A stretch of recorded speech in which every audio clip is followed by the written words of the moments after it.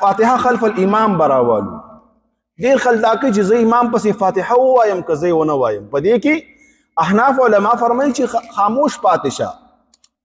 واذا قرأت القرآن فاستمعوا له وانصتوا. اهل حدیث علما او بعض سعودي علما فرمایي چې نه، لا صلاة الا بفاتحة الكتاب، نشته مونږ هغه چا چې فاتحه یې نه لوستي. لیکن دلته نور ائمه سوی امام مالک علیه رحمت ډیر ښایسته قول دی. ورسره په دې کې امام ابن تیمیه، امام ابن قیم ملګری دی. هغه فرمایي چې کله امام لګی وي نو ته غلی پاتې شه، او چې کله امام خاموش وي نو ته بیا وایه. نو دا یو بهترین قول دی. زه خپل هم په دې باندې عمل کوم. یو طرف ته که څوک وایي چې زه قول د اهل حدیثو خوښوم یا د سعودي علماو خوښوم یا په دې حدیث باندې عمل کوم چې لا صلاة الا بفاتحة الكتاب، نو ټیک ده، ته سورة فاتحه وایه. تاسو نشي منع کولی. تا ته افضل خبره دا ښکاري د عالم د دې قول نه متاثر وي.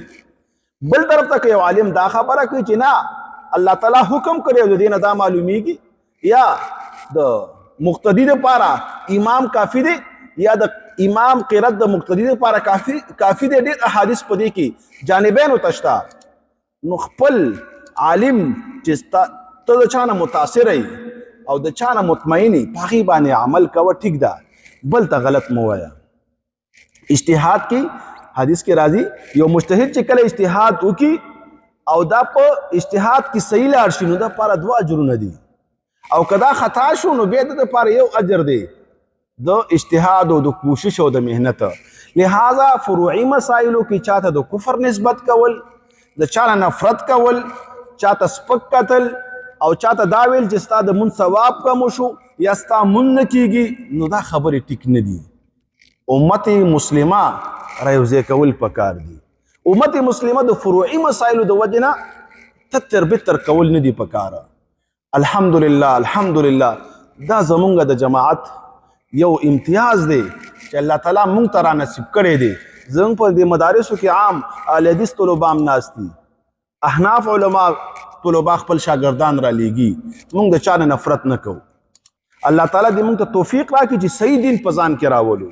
نو دلته نبی مهربان صلی الله علیه وسلم عائشې صدیقی رضی الله تعالی عنها ته فرمایي زړه مې غواړي.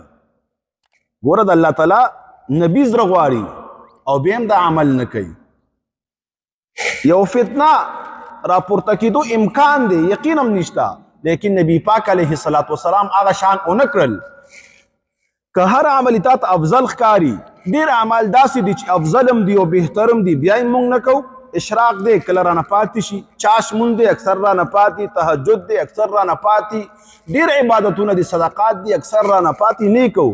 په دې باندې خو زه نه ګناهګارېږم او نه کافر کېږم. د عمل درجه معلومه که، د چا نه نفرت مه کوه، د فروعي مسایلو باندې اختلاف مه کوه، بلکې عمل په هغه څوک چې څه نه مطمئن وي.